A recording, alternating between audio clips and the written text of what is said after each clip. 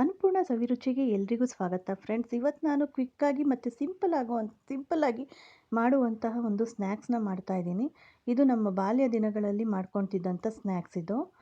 ತುಂಬ ರುಚಿಯಾಗಿರುತ್ತೆ ಮತ್ತು ಒಂದು 2ರಿಂದ 3 ನಿಮಿಷದಲ್ಲಿ ಪಟಾಪಟ್ ಅಂತ ಆಗಿಬಿಡುತ್ತೆ. ಮತ್ತು ತುಂಬ ಎಲ್ದಿ ಕೂಡ, ತುಂಬ ರುಚಿಯಾಗಿರುತ್ತೆ. ಮಕ್ಕಳೆಲ್ಲ ಇಷ್ಟಪಡ್ತಾರೆ, ದೊಡ್ಡವರು ಸಹಿತನೂ ಇಷ್ಟಪಡ್ತಾರೆ. ಬೇಸಿಗೆಗಾಲಕ್ಕೆ ಇದಕ್ಕಿಂತ ಒಳ್ಳೆ ಸ್ನ್ಯಾಕ್ಸ್ ಇನ್ನೊಂದಿಲ್ಲ. ತುಂಬ ಚೆನ್ನಾಗಿರುತ್ತೆ. ಹೇಗೆ ಮಾಡೋದು ಅಂತ ನೋಡೋಣ ಬನ್ನಿ. ಮೊದಲಿಗೆ ನಾನು ಒಂದು ಸೌತೆಕಾಯಿನ ತೊಗೊಂಡಿದ್ದೀನಿ. ಅದನ್ನ ವಿಷ ತೆಗೆದು ಈ ರೀತಿ ತೊಳೆದ್ಬಿಟ್ಟು ಸಣ್ಣ ಸಣ್ಣ ಪೀಸಸ್ ಮಾಡ್ಕೊಂಡಿದ್ದೀನಿ. ಸಿಪ್ಪೆ ಸಮೇತ ಹಾಕ್ಕೊಂಡಿದ್ದೀನಿ ನಾನಿಲ್ಲಿ. ಸಿಪ್ಪೆನ ಏನಕ್ಕೆ ತೆಗ್ದಿಲ್ಲ ಅಂದರೆ ಇದು ಸ್ವಲ್ಪ ಎಳೆದಿದೆ ಸೌತೆಕಾಯಿ, ಹಾಗಾಗಿ ಸಿಪ್ಪೆ ತೆಗ್ದಿಲ್ಲ. ಸೌತೆಕಾಯಿ ಏನಾದ್ರು ಬಲ್ತಿದೆ ಅನ್ನೋ ಟೈಮಲ್ಲಿ ನೀವು ಸಿಪ್ಪೆ ತಕ್ಕೊಳ್ಬೇಕಾಗತ್ತೆ. ಸ್ವಲ್ಪ ಎಳೆ ಸೌತೆಕಾಯಲ್ಲಿ ಮಾಡೋದ್ರಿಂದ ಚೆನ್ನಾಗಿರುತ್ತೆ ತಿನ್ನೋದಕ್ಕೆ.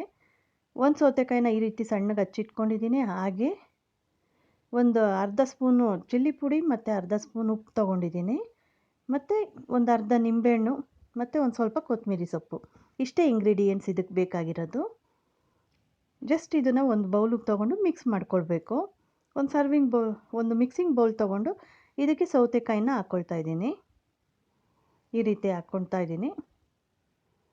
ಆ ನಂತರ ಇದಕ್ಕೆ ಚಿಲ್ಲಿ ಪುಡಿ ಮತ್ತು ಉಪ್ಪನ್ನ ಹಾಕ್ಕೊಳ್ತೀನಿ. ನಿಮಗೆ ಇನ್ನೊಂದು ಸ್ವಲ್ಪ ದಪ್ಪ ಪೀಸ್ ಬೇಕಂದರೆ ಮಾಡ್ಕೊಬೋದು, ಇಲ್ಲ ಇನ್ನೂ ಸಣ್ಣ ಪೀಸ್ ಬೇಕಂದ್ರೂ ಮಾಡ್ಕೊಬೋದು. ಉಪ್ಪು ಮತ್ತು ಚಿಲ್ಲಿ ಪುಡಿನ ಹಾಕ್ಕೊಂಡೆ. ಆನಂತರ ಒಂದು ಅರ್ಧ ನಿಂಬೆಹಣ್ಣು ಹಾಕ್ಕೊಳ್ತೀನಿ.